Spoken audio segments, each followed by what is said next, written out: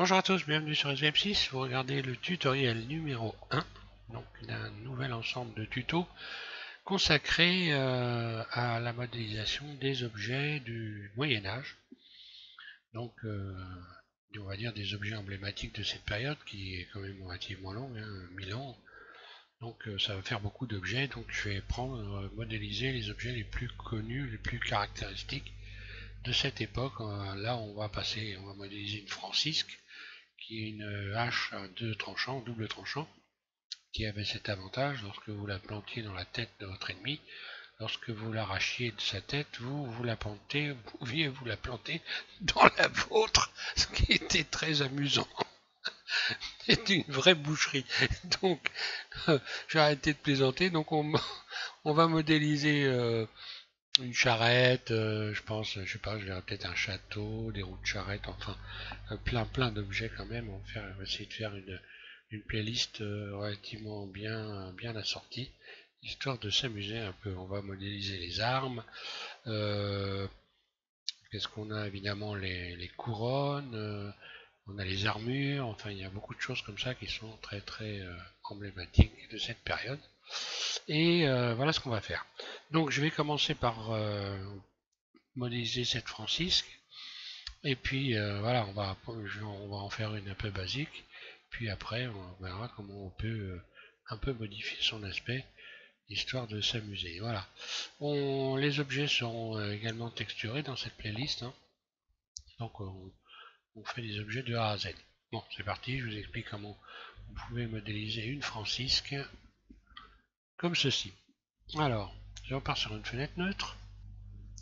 Voilà, c'est parti pour notre francisque. Donc, on va commencer par ajouter un cercle. Vue de dessus 7. Mode Edit, Tab. A, je désélectionne tout. Puis C, je vais sélectionner 5 vertices ici en partant du milieu et 5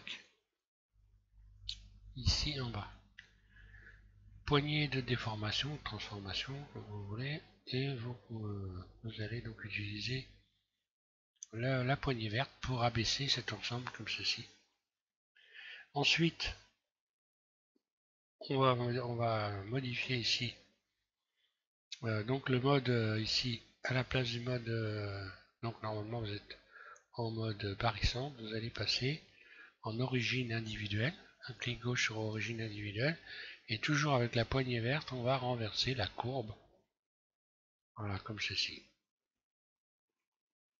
ce qui vous donne déjà la lame. Vous n'avez plus qu'à ici dans outils aller chercher la boîte à outils. Voilà, la boîte à outils, Loop Tool, et puis faire un bridge. Une fois que vous avez fait ce bridge, vous allez rajouter donc 9 rayons. CTRL R, je fais tourner la roulette de ma souris, je regarde en bas à gauche de mon écran et je vois le nombre de rayons que je rajoute, nombre de coupes, 9, un clic gauche, je lâche.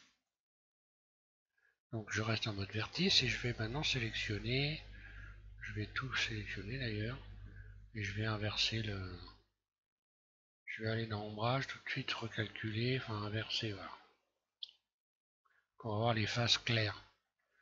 Alors ensuite, je désélectionne tout, je sélectionne donc ici cette arête-là, ce rayon-là, sans sélectionner les vertices au bout. Et là, pareil, il va me permettre de faire un bridge. Donc je retourne dans Outils, Bridge, voilà. Après, je désélectionne tout A, je vais faire un bridge de l'autre côté, je fais la même chose, sans sélectionner les vertices du bout, C, et puis on continue donc sur le clic gauche de ma souris, et je recommence à un clic droit pour lâcher le clic et bridge. Voilà, j'ai plus qu'à me mettre en mode arrête par exemple ici et fermer les bouts. Voilà.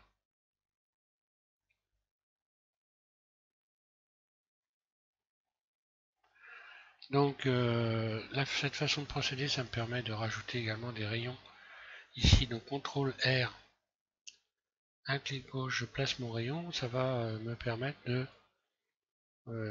marquer l'affûtage de la lame de la Francisque. Voilà, à peu près, j'en mets un d'un côté, un de l'autre. J'aurais pu utiliser l'effet de miroir, hein, je l'ai pas fait, mais bon. Mais moi, je m'en sers pas souvent, mais bon. Alors, ensuite, je vais adoucir, subdivision de surface. Subdivision de surface, donc modificateur subdivisé.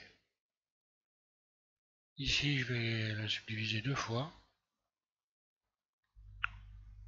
Voilà, ça me donne ça. Maintenant, on va pouvoir tout sélectionner, puis faire une extension de surface. Ici, je sélectionne le manipulateur de déplacement. Ici, celui-là, voilà, manipulateur déplacé, puis extrude, puis on continue sur le manipulateur bleu ici, et je donne une épaisseur. Voilà, on va dire comme ça à peu près, hein, c'est pas à vous de voir. De toute façon, ce genre d'outil c'était fabriqué par des artisans, et autant qu'il y avait d'artisans, et probablement autant qu'il y avait de sortes d'outils différents. Donc donnez-vous-en à cœur joie pour inventer vos propres outils éventuellement. Alors on a une forme générale évidemment, et après on peut s'amuser avec, hein. Je vais donc utiliser la poignée de transformation, voilà. Ce que je voulais dire simplement, c'est que en ce temps-là, on fabriquait, il n'y avait pas d'usine, on ne les fabriquait pas à la chaîne. Enfin, plus ou moins, on va dire. Voilà. Ensuite, je vais rajouter des rayons de tension.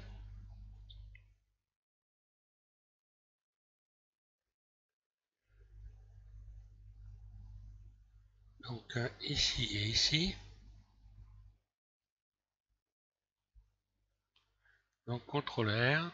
Voilà, je ramène à peu près au même endroit. Je vais resélectionner ici celui qui est au milieu. Là. Et je vais simplement écarter un petit peu comme ça pour histoire de marquer un peu l'affûtage de la lame. Adoucir, pendant que je suis dans le mode objet, je vais adoucir ici, objet, adoucir, voilà. Et là, dans un premier temps, j'obtiens ça. Une fois qu'on a fait ça, on rajoute un rayon ici et un rayon ici. Donc 2 rayons. Ensuite, Alt, un clic droit, vous sélectionnez le rayon central, où vous mettez en vue 1, et vous allez commencer donc à fabriquer le manche. Donc voilà, je l'écarte, hein. Je vais même désélectionner ici, voilà, pour pouvoir faire un cercle correct. Ensuite, je sélectionne les 2 rayons sur les côtés, et pareil, poignée de déformation, je vais commencer à essayer de faire à vue d'œil quelque chose qui est plus ou moins circulaire. Voilà. Donc attention, là il faut se mettre en mode barycentre, voilà.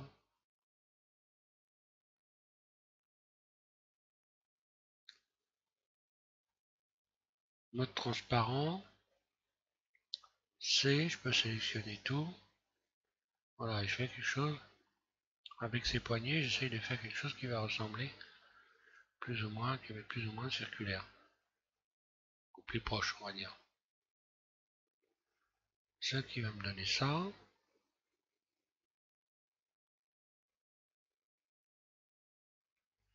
Ensuite, je vais sélectionner ces faces. Et là, je vais aller utiliser l'outil, donc encore une fois dans la boîte à outils, le tool ici, Flatten. Donc voilà, je mets tout ça à plat. Voilà ce que ça me donne. Une fois que vous avez fait ça, vous allez donc vous mettre ici en étant en barycentre, hein. Vous faites extrude, un clic gauche, poignée de déformation, et voilà, vous venez étirer comme ceci. Commencez à faire le manche. Voilà. Ensuite, X, je supprime les faces. Voilà. Et là, il va falloir que je retrouve des espaces réguliers entre les vertices, parce que là, on voit bien que la distance entre chaque vertice n'est pas conforme. Donc, je vais juste faire cercle. Voilà, vous sélectionnez donc un clic droit le tour, et vous allez faire donc Alt, un clic droit, cercle, et voilà, je retrouve des espaces réguliers et une forme circulaire correcte.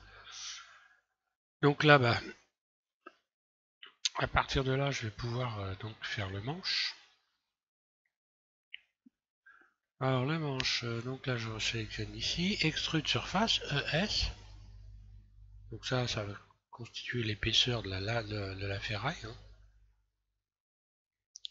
Puis extrude, poignée de déplacement. Je fais une extension légère éventuellement. Puis extrude une autre fois, voilà, comme ça. Et tout de suite bloquer les...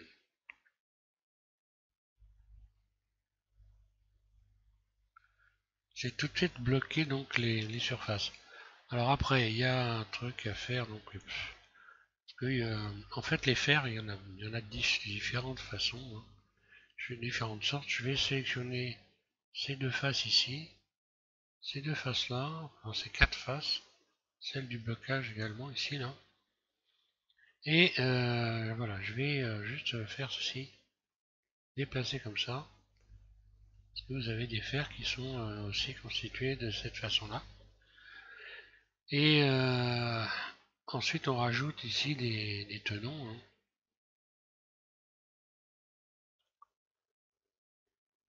Donc là je vais rajouter 4 rayons à pour venir bien donner une belle forme ici.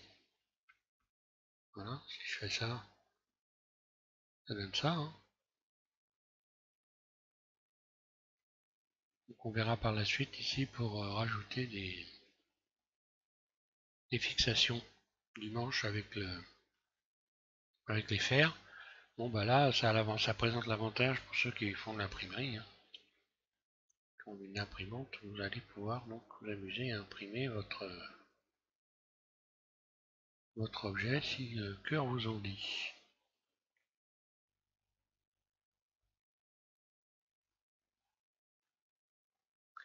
Donc là j'ai écarté un petit peu pour lui donner un peu une forme conique, très légèrement. Hein. Alors le bas du manche, on va donc faire une sorte de boule, extrude, une première fois très légère, puis extrude une autre fois un peu plus, puis S surface, puis E, un clic gauche pour extruder, puis une nouvelle fois surface S, puis extrude, puis surface je réduis, extrude, surface, puis là vous pouvez donner la forme que vous voulez, hein. Pointu, pourquoi pas, extrude, surface, 0, voilà. Commencer à... Donc ici c'est pareil. Là je vais faire donc extrude surface, reconstituer l'épaisseur ici de la ferraille. Là c'est pareil, côté épaisseur de ferraille, non c'est bon, j'ai rajouté les éléments. Alors là, extrude, et là vous allez pouvoir, vous avez plusieurs options. Hein. Je vais vous en faire une qui est amusante. Donc là vous pouvez soit faire une boule comme en bas, ou alors extrude surface. Donc là c'est pareil, je vais faire cercle d'abord. Je l'ai déjà fait, non c'est bon. Donc surface. Une première fois très légère. Puis encore une fois extrude surface. Voilà par exemple.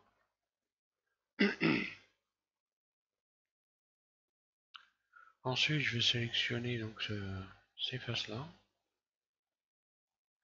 Et je vais faire des faces internes. Je vais me mettre en vue donc en vue 1, en vue contrôle 1. Là. Et je vais faire I.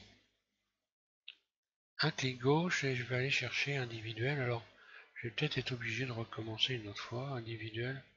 Non, c'est bon, ça fait ça vous donne des triangles comme ça. Surface, je vais modifier la surface un petit peu, agrandir comme ça, voilà. Ok. Puis, extrude. Surface. Extrude.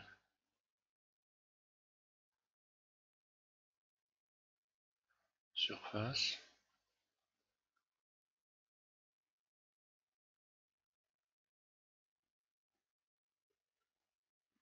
On peut faire ça. Ou alors, je vais en arrière. Surface. Extrude.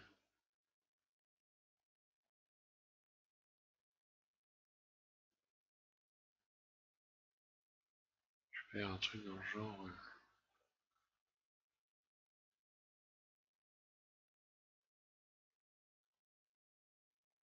Pourquoi pas.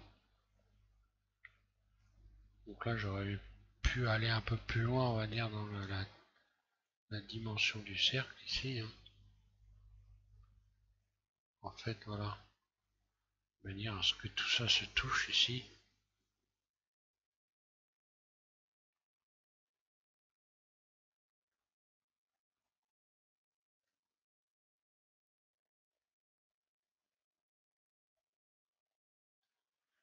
Donc, ce que je peux faire, c'est sélectionner toutes ces faces-là. Je vais me mettre en mode donc individuel. Surface.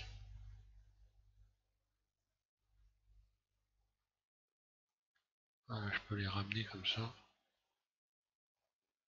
Les faire s'entrecroiser.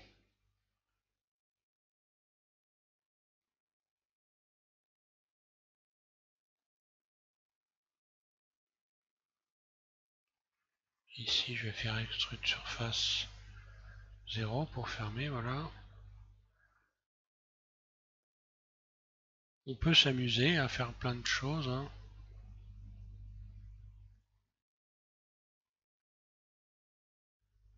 Extrude surface ou extrude surface, comme ça. Ensuite, vous pouvez vous amuser à modifier la taille des différents éléments en vous mettant en mode transparent. Bon, là, j'aurai quelque chose d'un peu, peut-être un peu large. Ce que je ferai, ben voilà, mode barycentre.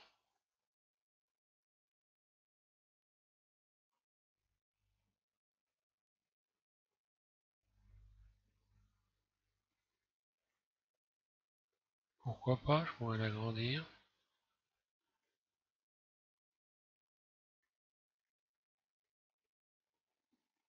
Après, on peut tout essayer, hein. C'est la nouvelle hache, n'est-ce pas? Bon, là, j'exagère. Je peux lui donner une autre forme, non, c'est ce que j'ai fait, hop là. Non, là, ça va pas le faire. C'est ce que j'ai fait donc avec... voilà, je rajoute un rayon là, et là, je vais... voilà, agrandir plutôt, voilà, comme ça, pour avoir cette forme-là.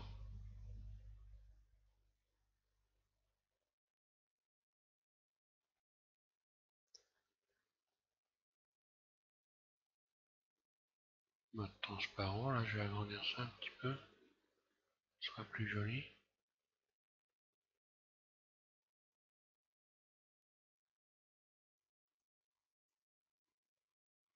Et voilà, là, encore une fois, il faut un peu faire travailler son imagination.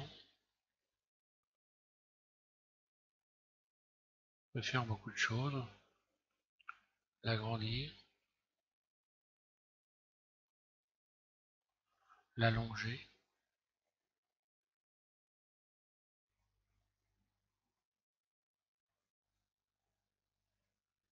Pas mal ça. C'est la Francisque royale.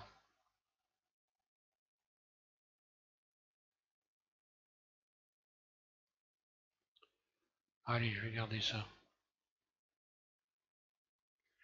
Donc rajouter des rivets. Rajouter des rivets. Donc là, on peut pas rajouter. Si on peut rajouter 2 rayons ici. Ouais, si c'est bon, on peut rajouter 2 rayons là. Par exemple. Même 3. Je vais en rajouter un autre là, voilà, comme ça. Ce qui va me permettre de, par exemple, créer un rivet ici. Donc là, je vais essayer de trouver une surface à ce niveau-là qui va être à peu près la même que celle-là. Alors, c'est simple, hein, comme je suis toujours dans les axes, je vais juste déplacer les vertices ici. Voilà, pour avoir quelque chose à peu près régulier. Voilà, sélectionner donc ces faces-là pour avoir une surface correspondante à peu près à celle-là. Là, je vais faire I, face interne. Donc là, c'est pas individuel, mais ça va être un clic gauche. Je vais décocher individuel, voilà. Et je vais réduire la surface en mode individuel, par contre. Surface. Voilà. De manière à fabriquer des rivets. Faire en sorte d'avoir donc des 2 carrés, par exemple, hein, voilà. Celui-là est subdivisé, je vais resubdiviser celui-là une première fois pour avoir voilà, pour avoir quelque chose qui se ressemble. On va sélectionner ça. Ok. Là, je vais faire cercle.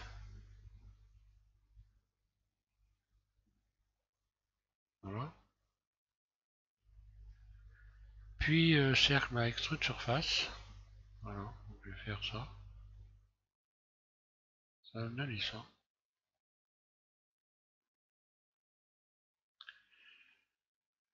Puis j'utilise l'outil de déplacement.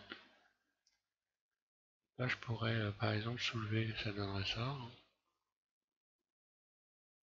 Ou alors extrude une première fois légère, puis extrude une deuxième fois. Et ça va me donner ça. Voilà.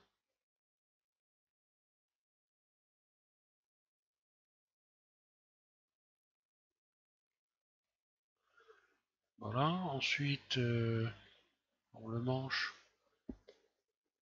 Donc là, à partir de là, comme j'ai travaillé, je me suis un peu amusé là-haut. Je vais être obligé aussi d'aller voir un petit peu en bas et d'avoir un ensemble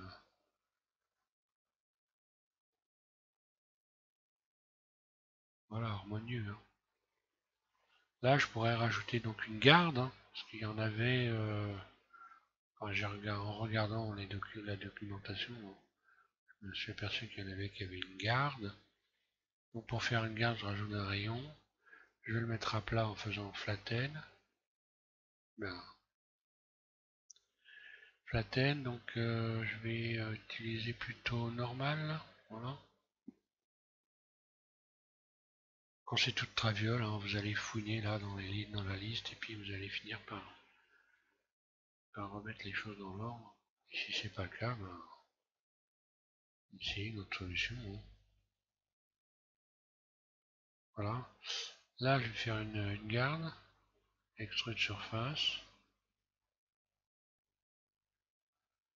Ici, je vais rajouter un rayon, ce que j'ai fait déjà. Bon, là, je vais aller jusqu'au bout. Voilà. Je le soulève après et c'est bon.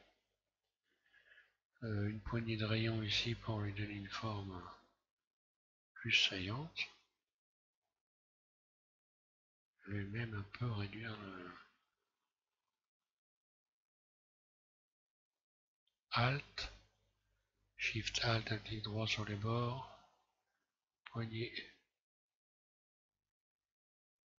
Voilà.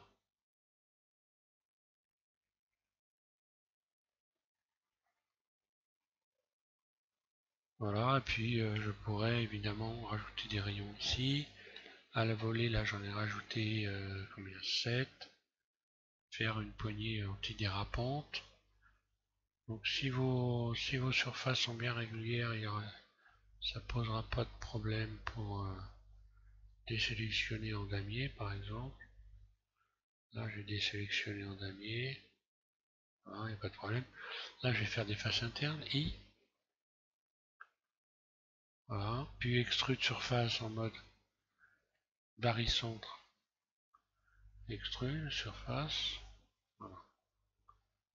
Les poignées antidérapantes. J'aurais peut-être pas dû aller jusqu'à là.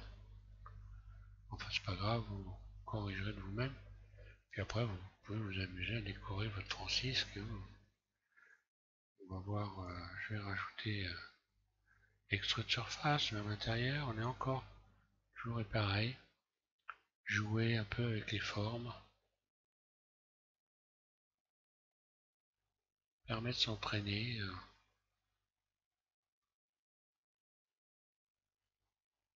Une fois qu'on est habitué à jouer avec les formes, modéliser devient beaucoup plus facile. Parce qu'on trouve plus vite des solutions, plus facilement des solutions à nos problèmes. Vous voyez, regardez. Là, je sais maintenant, si je dois faire quelque chose qui ressemble à une épée, peut-être que je procéderai de cette façon-là.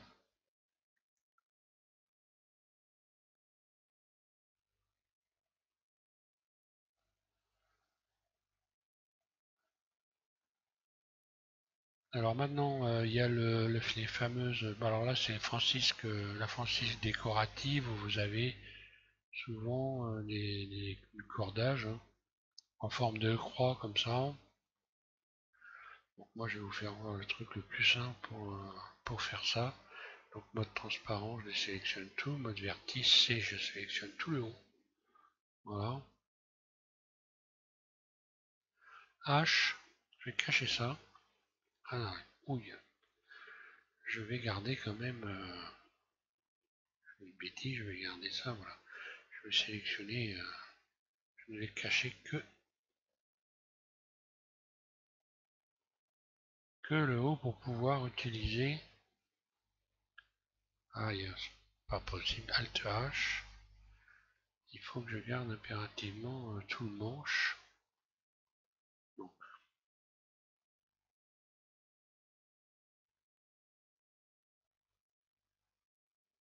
mode transparent, voilà, tout ce qu'il y a au-dessus de ça, je vais le cacher.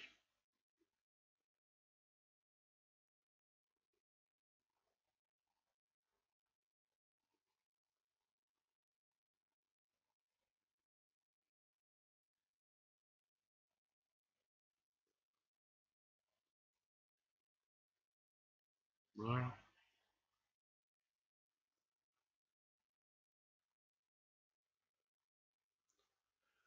Parce que je vais utiliser l'outil bisecté pour faire une découpe. Voilà, il faut vraiment garder le manche ici.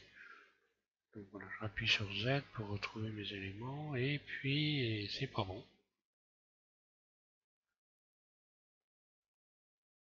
Bon, allez hop, à la volée. Hein. Tant pis, je vais garder ça.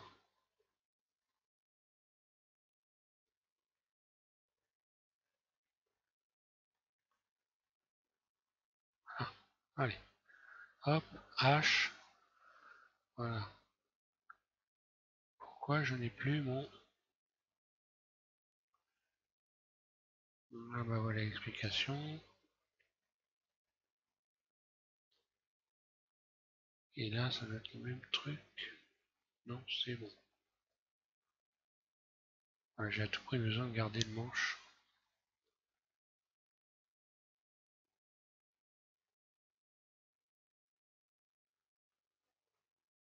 Voilà, ouf.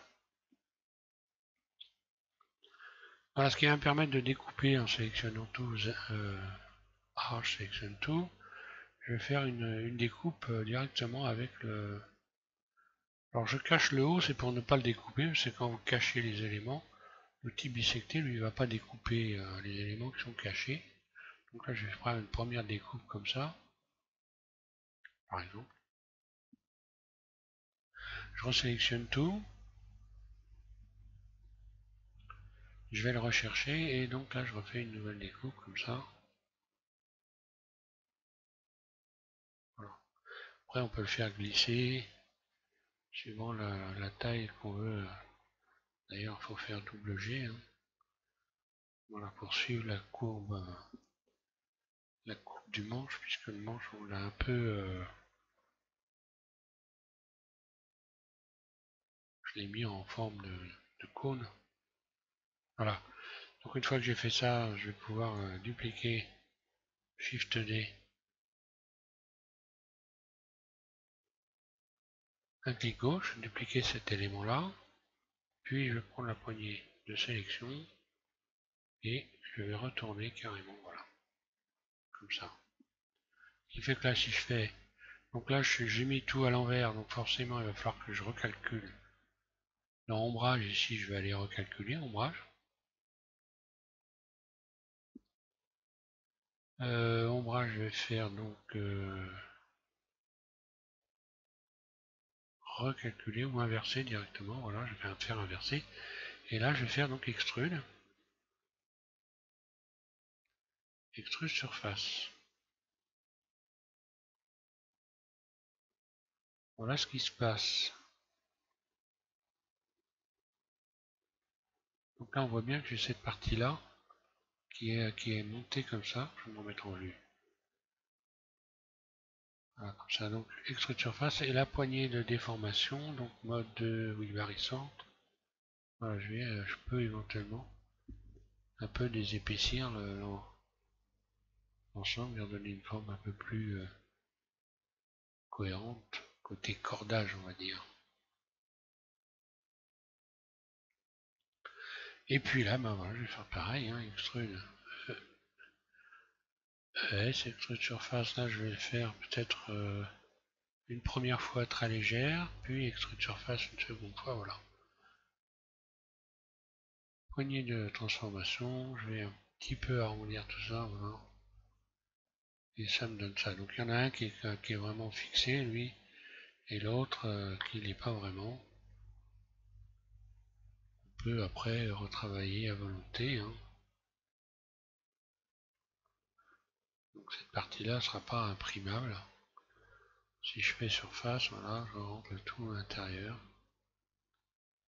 Et voilà. Hein.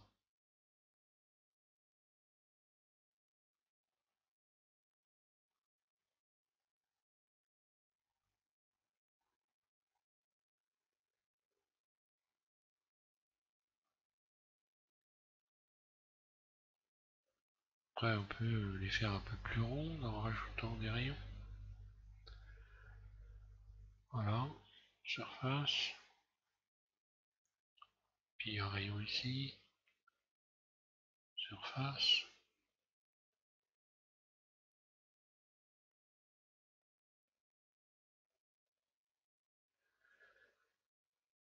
Si je veux déplacer l'ensemble, alors là, si je veux déplacer l'ensemble, je peux le faire encore là, mais le problème c'est que...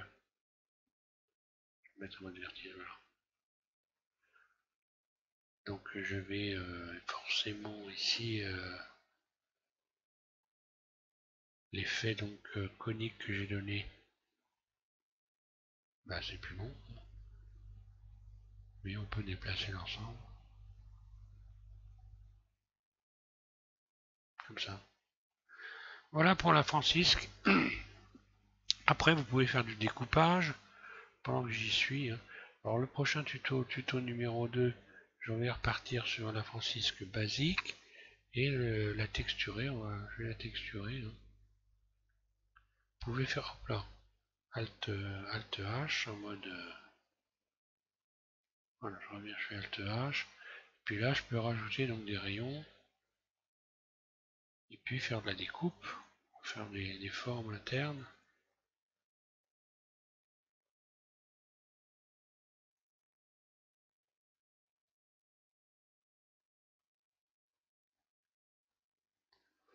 par exemple. Allez, on va faire des croix.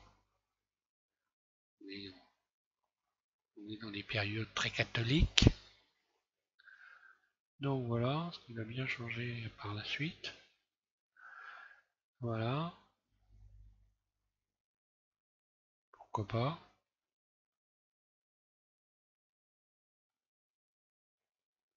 Euh, ça, voilà, ici, voilà, je refais la même sélection, tant qu'à faire. Voilà. Mode transparent Z, C, je réduis la surface et je vais aller sélectionner tous les éléments qui sont derrière.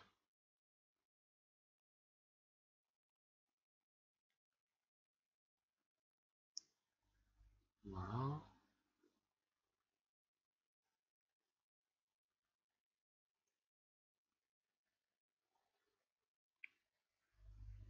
X, passe. Donc là c'est la francisque décorative. Et puis j'ai plus qu'à bridger les éléments les uns après les autres. Voilà, bridge.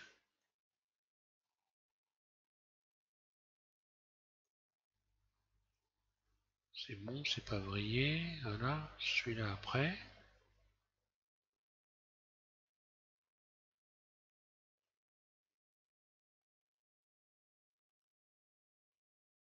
Bridge.